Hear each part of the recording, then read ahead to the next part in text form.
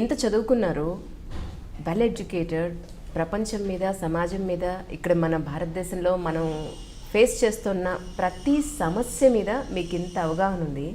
కానీ పర్టికులర్గా ఈ మూఢనమ్మకాల మీదే మీరు ఫోకస్ చేయడానికి గల కారణం ఏమిటి? అంటే నిజానికి అంత అవగాహన ఏం లేదండి. కాకపోతే కాస్త చదువుకుంటాం కాబట్టి, మిగతా వారు చదవట్లేదు కాబట్టి కొంచెం మనం వారికంటే పైన ఉన్నట్టుగా అనిపిస్తాం. I have a basic understanding, not a deep understanding about these. But my understanding is from a human-centered approach.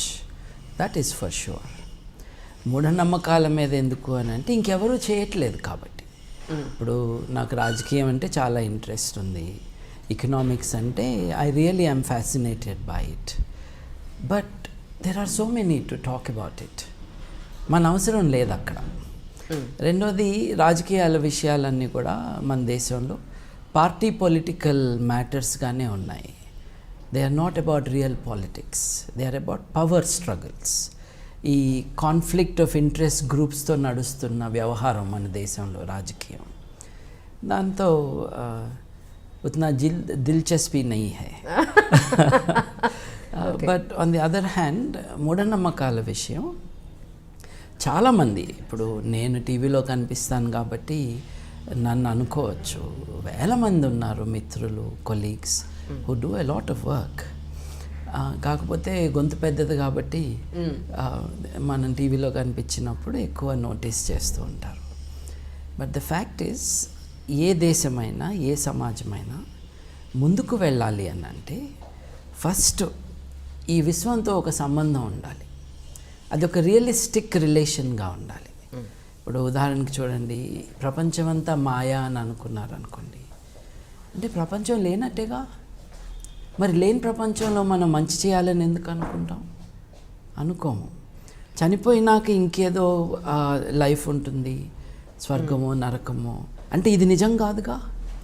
So మీరు చెప్పినట్టుగా ఇప్పుడు మిమ్మల్ని మధ్యలో అబ్జెక్ట్ చేస్తున్నాను. ఎందుకు అని అంటే, ఇప్పుడు మంచి చెడు ఏదైతే ఉందో, పాపం పుణ్యం అనేది ఏదైతే ఉందో, అప్పుడు మరి నిజంగానే పుణ్యం చేసిన వాడికి ఒక గతి, పాపం చేసిన వాడికి ఒక గతి అనేది ఉండదంటారా మీ ఉద్దేశ ప్రకారం? లేదండి, ఒకసారి చుట్టూ చూస్తే తెలిసిపోతుంది. ఇప్పుడు పాపం చేసిన వాళ్ళు, పుణ్యం చేసిన వాళ్ళు అని మీరు అంటున్నారు. అది టిపికలీ రిలీజియస్ లాంగ్వేజ్. మంచి చెడు అన్నదే కరెక్ట్ వర్డ్స్. ఇది అమీన్ ఉన్నాడు, అంతమందిని చంపాడు, హాయిగా సౌదీ అరేబియాలో చచ్చిపోయాడు. హాయిగా చాలా వయసు వచ్చాక మామూలు న్యాచురల్ డెత్ అన్నమాట. సో పాపాలు చేసిన వారు మీ భాషలో వాళ్ళకేమీ శిక్షలు ఏం పడట్లేదు. నేను అడుగుతున్నా అంటే రెండు రకాల వర్షన్స్ మీ ముందు పెడుతున్నాను. But coming back to this thing అండి, ఈ ప్రపంచం లేదు, ఈ విశ్వం లేదు అని అనుకున్నాక దీంతో మనకు సంబంధం ఉండదు.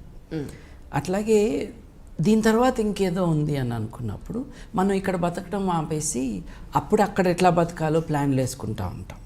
అదేదో వెకేషన్ ప్లాన్ లాగా. చచ్చిపోయి నాకు ఇంకేం ఉండదండి, ఉన్నదంతా ఇదే.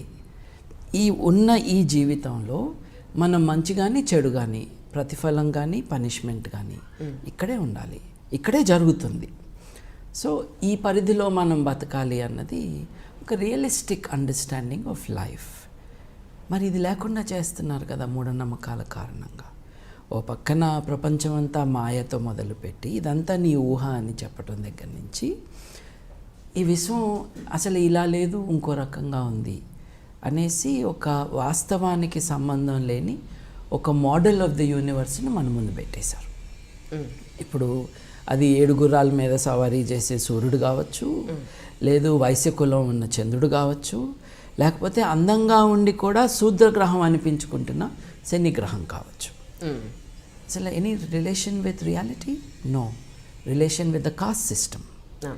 అంటే మనుషుల సమాజాన్ని అంతా నాశనం చేసేసినాక వీళ్ళకి ఇంకా ఎక్కువ తీరుకుంది కాబట్టి వీళ్ళు ఈ డివిజన్ ఆఫ్ సొసైటీని విశ్వానికి కూడా వర్తింపజేసే అంత ఘనులు వీళ్ళు. Going unopposed. పొద్దున్న 7ంటికి స్పాన్సర్డ్ స్లాట్లో కావచ్చు, సాయంత్రం 4ంటికి యంత్రాలు అమ్ముకున్నప్పుడు కావచ్చు, లేదు రిలీజన్ ఛానల్లో ప్రేయర్ ఆయిల్లతో దొంగ పనులు చేసేవాళ్ళు కావచ్చు, పీస్ ఛానల్ అని, గాడ్ ఛానల్ అని అబద్ధాలు చెప్తున్న వాళ్ళు కావచ్చు. వీళ్ళందరూ ఏం చేస్తున్నారంటే, చూడండి, మనుషులందరికీ కూడా మంచిగా ఎలా బతకాలి అన్నది ఈజ్ అ ప్రైమరీ క్వశ్చన్ మనందరికీ.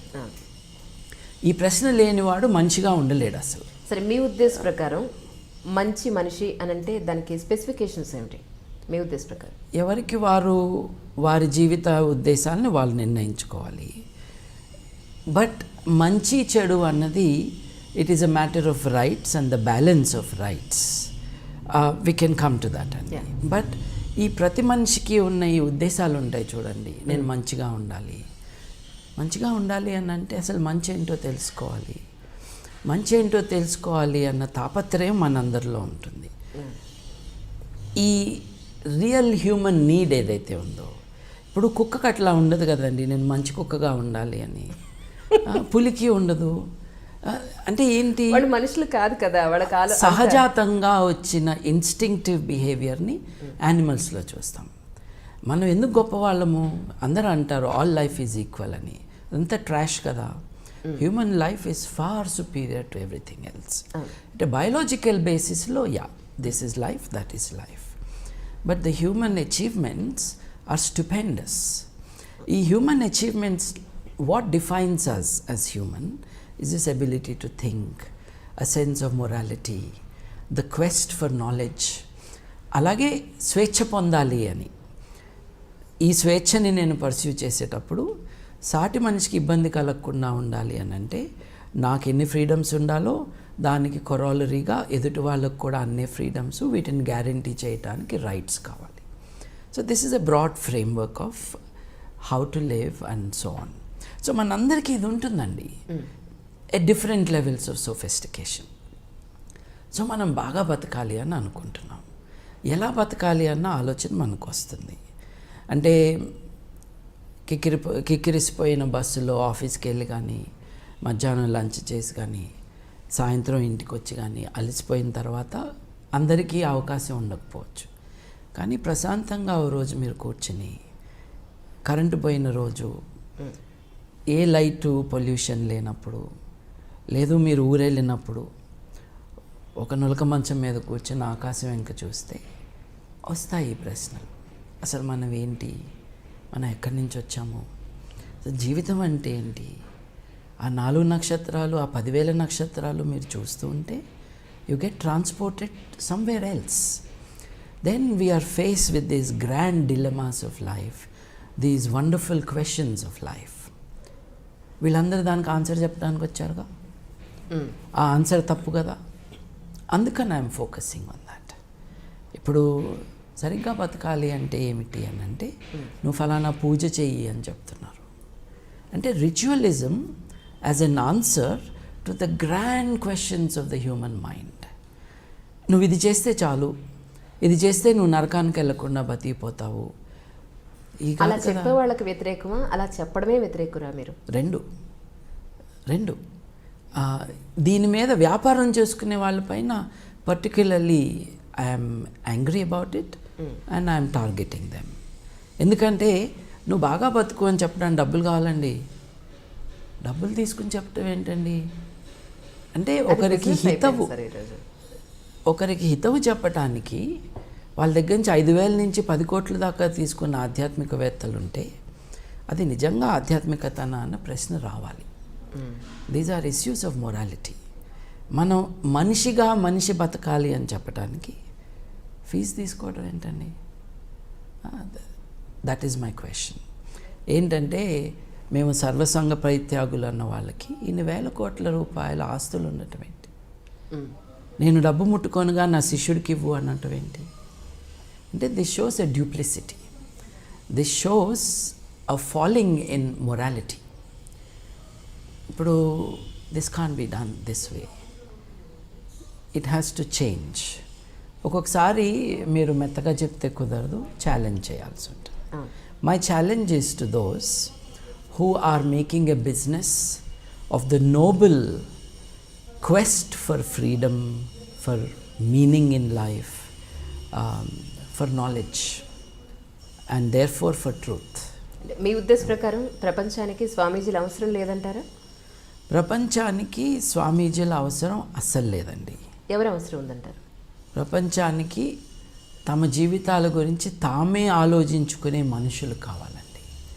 ఎవరో ఎక్కడి నుంచో వచ్చి చెబితే మనకు వచ్చేదేమీ లేదు. మనం ఇప్పుడు స్వామీజీ అక్కర్లేదు అని అంటున్నాను. What I really mean is we may need teachers of morality but not preachers of morality. ఇప్పుడు వారి జీవితం could be a model for others. ఒక ఆదర్శవంతంగా కొంతమంది బతకటం అన్నది itself is a lesson to others. ఆయన అలా బతికారు, ఆవిడ అలా బతికారు అంటమే it could be an inspiration to people. But why preaching అండి? ప్రీచింగ్ అంతా కూడా ఒక సామ్రాజ్యాన్ని ఎస్టాబ్లిష్ చేసుకోవటానికి. స్వామీజీలని మీరు నేను అనుకుంటున్నది ఒక కేటగిరీ ఆఫ్ పీపుల్. వీళ్ళు ఒక మల్టీనేషనల్ ఆర్గనైజేషన్ నడుపుతున్నారు. వీళ్ళందరూ ఇక్కడ ఎండ బాగా ఉన్నప్పుడు అమెరికాకి వెళ్ళి ప్రవచనాలు చేసి అక్కడ కాళ్ళు కడిగించుకోవడానికి $50,000 తీసుకుని ఆ కడుక్కున్న కాళ్ళు తర్వాత నీళ్ళు వస్తాయి ప్లేట్లో, ఆ నీళ్లు నెత్తిన పోసుకోవడానికి మళ్ళీ $1,000 తీసుకుంటున్నారు చూడండి. అటువంటి వారు they are not doing any real spiritual moral activity. They are exploiting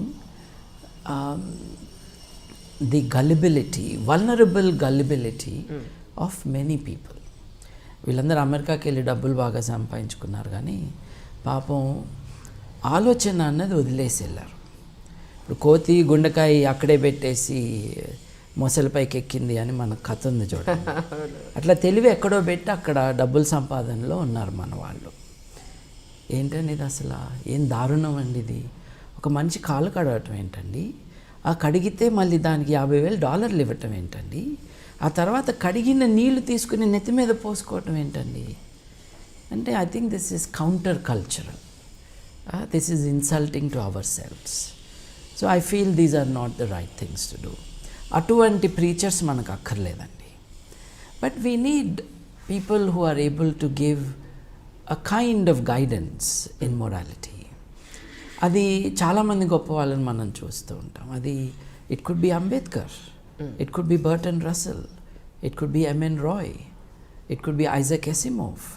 ఇంతమంది మీరు పేర్లు చెప్తున్నారు. అసలు నేటి జనరేషన్కి M.N. రాయ్ దగ్గర నుంచి మీరు ఇప్పుడు ఎన్నో పేర్లు చెప్పారు, అందులో కొన్ని నాకు తెలియదు, అది తీసి పక్కన పెడితే అసలు మినిమం మీరు చెప్పే రైటర్స్ కానీ గొప్ప మహానుభావులు కానీ ఈ నేటి జనరేషన్కి ఎంతమందికి తెలుసు? తెలీదు. That is a failure of parents and the failure of the system and of the media. ఎందుకు తెలీదు అని అంటే వాళ్ళ గురించి చెబితే చాలా విషయాలు మనం నేర్చుకోవాలి కాబట్టి ఈ సోమరిపోతు జీవితాన్ని గడిపే వాళ్ళందరూ కూడా వాటిని ముట్టుకోకుండా డే టు డే లైఫ్ గడుపుతున్నారు. కాబట్టి దీస్ గ్రాండ్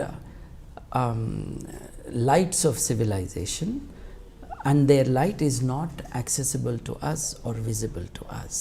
ఒక లైట్ హౌసెస్ లాంటి వాళ్ళు వీరు. మనకి మార్గం చూపించే జీవితాలు వాళ్ళవి, వాళ్ళ భావాలు. ఒక పెద్ద మనిషి తప్పులు చేయడం అంటే చేస్తారేమో, కానీ ఈ పెద్ద మనుషుల డెఫినేషన్ వాళ్ళ తప్పుల ద్వారా కాదు, వాళ్ళు చేసిన గొప్ప పనుల ద్వారా. ఏమిటా గొప్ప పనులు, ఎలా బతికారు వీళ్ళు అన్నది మనం చూస్తూ ఉంటే we also don't have to start from zero. వాళ్ళ లైఫ్, వాళ్ళ ఎక్స్పీరియన్సెస్, వాళ్ళ అచీవ్మెంట్స్ చూసుకుని we can start somewhere else in our lives. అది జరగట్లేదు కదండి. స్కూళ్ళల్లో పాఠాలు కూడా ఆ డైరెక్షన్లో లేవు. We have an examination system. మీకు అంటే ఈ ఎడ్యుకేషనల్ సిస్టమ్ మీద కోపం రాలేదా? I have never been part of the education system అండి. స్కూల్ వరకు ఎస్, ఇంటర్మీడియట్ ఎస్, డిగ్రీ కాలేజ్లో నేను చెట్టు కింద ఎక్కువ కూర్చున్నది, క్లాస్లో కాదు. మీరు చదువుకున్న జ్ఞానం వేరు, ఇప్పుడు పిల్లలు చదువుకునే సిస్టమ్ వేరు. యాక్చువల్లీ ఒక అపార్ట్మెంట్లో కాలేజ్ అంటున్నారు, కనీసం మినిమం ప్లే గ్రౌండ్ కూడా ఉండట్లేదు. అంటే ఇప్పుడు ఈ మూఢనమ్మకాల మీద మీరు ఎలా అయితే ఫైట్ చేస్తున్నారో ఈ ఎడ్యుకేషనల్ సిస్టమ్ మీద మీకు కోపం రావట్లేదా? దీన్ని కూడా ప్రక్షాళన చేయాల్సిన అవసరం ఉందని మీకు అనిపించలేదా? అంటే దెర్ ఆర్ టూ థింగ్స్ అండి. సిస్టమ్ని మనము ట్యాకిల్ చేయాలి అని అంటే you need the strength of a movement, need the strength of a political party, you need policy makers. నేను చేస్తున్నది is a different field. It is in the field of ideas. భావాల ఉద్యమం ఇది. భావాల విప్లవం రావాలి. భావాల విప్లవం వచ్చినాక సిస్టమ్స్ చాలా ఈజీగా మారుతాయి. మీరు సిస్టమ్ మార్చేసి భావాలను ముట్టుకోకుండా ఉంటే అంతా మారిపోతుంది అనుకోవడం తప్పు. కరెక్ట్. ఇవాళ జరుగుతుంది కూడా అదే. మంచి సిస్టమ్సే పెడుతున్నారు, కానీ in practice it is nowhere there. మీరు రాజకీయాల్లోకి వచ్చే ఉద్దేశం ఉంది గోగినేని బాబు గారికి అంటున్నారు బయట. ఎవరన్నా నిజమా కాదా చూడండి. అంటే this might be a fun question. నిజానికి హక్కుల ఉద్యమంలో ఉన్న వాళ్ళందరూ భావాల ఉద్యమం అంటే సోషల్ డెమోక్రసీ గురించి మాట్లాడే వాళ్ళందరూ రాజకీయాల్లో ఉన్నట్టే. These are all political. Every human ఇది ప్రత్యక్ష రాజకీయమే. Every human is political. The moment you hold an opinion about something which deals with public life, you are political. కాకపోతే మీరు అనేది ఏంటంటే మీ హింట్ బట్టి నేను అనుకుంటుంది పార్టీ పాలిటిక్స్ అని మీరు అనుకుంటారు. ఎగ్జాక్ట్లీ. నేను స్కూల్ డేస్ నుంచి ఎంఎన్ రాయ్ గారి భావాలకు అట్రాక్ట్ అయ్యి ఆయన philosophy, his later days philosophy of radical humanism, దాని నుంచి ఇన్స్పైర్ అయిన వాడిని. పార్టీ పాలిటిక్స్ అన్నవి ప్రజల యొక్క స్వేచ్ఛని హరించేవి అన్న ఆ అండర్స్టాండింగ్ నాకున్నది. అంటే సర్వసత్తాకత అన్నది, సావరెనిటీ అన్నది it should remain with the individual. ప్రజాస్వామ్యం అంటే ఏంటండి? ప్రజలు స్వాములుగా ఉండాలి అని అర్థం. But parliamentary democracy also is not adequate. It is not true democracy. ఎందుకంటే ప్రజలు తమ సావరెనిటీని ఇంకెవరికో అప్పజెప్తున్నారు. వారు 5 ఏళ్ల పాటు మన పేరుతో అధికారం చెలాయిస్తారు. తర్వాత వాళ్ళు మళ్ళీ మన దగ్గరకు వస్తారు. ఈ 5 ఏళ్లలో ఒక నెల రోజుల పాటు వాళ్ళు నిజంగా ప్రజలు నా దేవుళ్ళు అని చెప్పటం, ఒక స్లోగన్ చేసి చెప్పటం అన్నది చూస్తాము. మీరు దీనికి కూడా వ్యతిరేకులైనా నా ఉద్దేశ ప్రకారం? అబ్సల్యూట్లీ. అదే చెప్తుంది నేను, అదే చెప్తుంది. సో పార్టీ సిస్టమ్ ఏదైతే ఉందో is a way of taking away the sovereignty of the people in the name of the people. ఇప్పుడు అబ్రహాం లింకన్ గారు చెప్పారు కదండి, డెమోక్రసీ అంటే ఏమిటి అంటే rule of the people, by the people, for the people అని. ఇప్పుడు ఫర్ ద పీపులే ఎక్కువ నడుస్తుంది కదా, అది కూడా in the name of the people. Exactly. So this is bad అని. So to answer your question, party politics అన్నవే నేటి ప్రజాస్వామ్యాన్ని నాశనం చేస్తున్నాయని, ఇవాళ ఉన్నది ప్రజాస్వామ్యం కాదు పార్టీ స్వామ్యం అని నమ్మే వాళ్ళల్లో నేను ఒకరిని, స్ట్రాంగ్గా నమ్మే వాళ్ళల్లో. పొలిటికల్ పార్టీసు కనీసం తమ అకౌంట్స్ని రివీల్ కూడా చేయకుండా వసూల్ రాజాలందరూ కలిసి దాంట్లో రాజ్యమేలుతూ ఉన్న ఈ సిస్టంలో గాంధీ గారు కాంగ్రెస్ పార్టీ యొక్క అకౌంట్స్ రివీల్ చేయాలి అని, ప్రతి పైసా కూడా మీరు చెప్పాలి అని, అది జరగని కారణంగా నేను కాంగ్రెస్ పార్టీలో మెంబర్గా కూడా ఉండను అని గాంధీ గారు దూరంగా కూర్చున్నారు. అప్పటి నుండి ఇప్పటిదాకా ఏ పొలిటికల్ పార్టీ కూడా న్యాయంగా, చట్టపరంగా వ్యవహరించినది మనం చూడలేదు. So it is impossible that I will ever be aligned with any political party anywhere. Yes, ఉన్న పార్టీల్లో కొన్ని దేశాల్లో కొన్ని పార్టీలు నాకు ఇష్టం, అది మన చర్చ కాదు. కానీ ఓటు ఉన్నప్పుడు ఎవరికో వేయాలి కాబట్టి ఒక పర్సనల్ ప్రిఫరెన్స్ ఉంటుంది, లేకపోతే నోటా కూడా ఉంది, నన్ ఆఫ్ ది అబవ్ అని. అంతకు మించి ఈ పార్టీ పాలిటిక్స్ ఏవైతే ఉన్నాయో అవి రియల్లీ పవర్ పాలిటిక్స్. అంతేకాకుండా గుండాలతో నిండి ఉన్న పొలిటికల్ పార్టీసు ఎప్పుడూ కూడా ప్రజాస్వామ్యాన్ని ముందుకు తీసుకువెళ్ళలేవు. ఒకప్పుడు భారతదేశ రాజకీయం స్వాతంత్రోద్యమంతో ఇన్స్పైర్ అయిన కారణంగా పాలసీస్ ఏమైనా కూడా ఒక సిన్సియరిటీ ఉండేది. So you may not agree, but they were sincere, they had a vision for the country. అది వాళ్ళ పరిస్థితి కాదు కదండి. ఇందిరాగాంధీ గారు వచ్చాక దేశ రాజకీయాన్ని నాశనం చేయటంలో ఆవిడ యాక్టివ్గా పార్ట్ తీసుకున్నాక, ఆవిడ చాలా లో లెవెల్ పాలిటీషియన్ అయితే తనకంటే కింద వాళ్ళని తీసుకురావటం వల్ల ఈ ఏ వర్డ్స్ యూజ్ చేయాలో, బట్ స్ట్రాంగ్ మెన్ అందరినీ తీసుకురావటం, వాళ్ళని పాలిటిక్స్లో దింపటం ద్వారా షీ ఇనాగరేటెడ్ దిస్ డౌన్ఫాల్. అసలు ఈవిడ్ని కూర్చోబెట్టడానికి కూడా నెహ్రూ గారి పాత్ర ఉన్నది. So these have been bad developments. I'm not party to such things at all. అంటే ఇప్పుడు అంటే సామాన్యుని ప్రజల మనసులో ఉండే డౌట్ మాత్రమే ఇది, అంటే వాళ్ళకి క్లారిటీ కోసం అని చెప్పిన క్లారిఫికేషన్ కోసం అని అడుగుతున్నాను. అంటే గోగినేని బాబు గారు ఇంత వెల్ ఎడ్యుకేటెడ్, యుఎస్లో కూడా చాలా మంచి పొజిషన్లో, చాలా ఆర్థికంగా చాలా స్ట్రాంగ్గా ఉన్న పర్సన్, యూకేలో యా. అయితే ఇక్కడికి భారతదేశానికి వచ్చిన తర్వాత, మన హైదరాబాద్కి వచ్చిన తర్వాత ఈ పనులు ఇప్పుడు సమాజంలో ఎన్నో ఇష్యూస్ జరుగుతున్నాయి, అందరూ చూసి ఇలా జరుగుతోందా అని చెప్పని చూసి విని వెళ్ళిపోతున్నారు, లేకపోతే పేపర్లో చదివి. మీరు మాత్రమే ఫైట్ చేస్తున్నారు. దీనివల్ల మీకు ఎంతో డబ్బు ఖర్చు, సమయం చాలా గడిచిపోతూ ఉంటుంది. మీకు వచ్చేది ఏమిటి ఇందులో అనేది అడుగుతున్నారు. మీరు చాలా విషయాలు అన్నారు. వాటిల్లో నిజం కానిది ఏంటంటే ఆర్థికంగా నేను స్ట్రాంగ్ అని. I'm not. But what I have done, చాలామంది రిటైర్ అయినాక నేను సమాజానికి మంచి చేస్తాను అని అనుకుంటారు. అంటే అప్పటిదాకా ఏం చేశా? అప్పటిదాకా ఎవరి ఫ్యామిలీని వాళ్ళు చూసుకుంటారు. అప్పటిదాకా సమాజానికి ఏం చేయలేదని అర్థం. లేదు, సమాజానికి వ్యతిరేకంగా కూడా చేసావేమో. అందుకని ఆ రిగ్రెట్స్తో రిటైర్ అయినాక ఇక పెన్షన్ డబ్బులు వస్తూ ఉండగా ఇంకెవరు ఉద్యోగం ఇవ్వరు కాబట్టి మనకి టైం చాలా ఉంది, మన టైంపాస్కి ఎవరూ లేరు, ఇంట్లో ఆడవాళ్ళేమో బయటకు బోరు కొట్టిస్తున్నామని పంపిస్తున్నప్పుడు ఇట్లాంటి వాటిల్లోకి దిగుతారు. సోషల్ వర్క్ అన్నది రిటైర్మెంట్ వ్యాపకం కాదండి. It is a very noble thing to do. It is an important thing to do. It's a full time activity. Full time అంటే ఆఫీస్ అవర్స్ యాక్టివిటీ కాదు.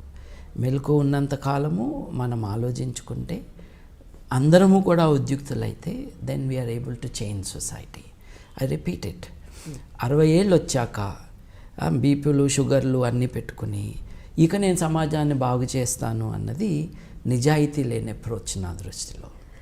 నేను ఆర్థికంగా I'm not sound even in financial terms, but I said అప్పుడు కాదు ఇప్పుడే చెయ్యాలి అని.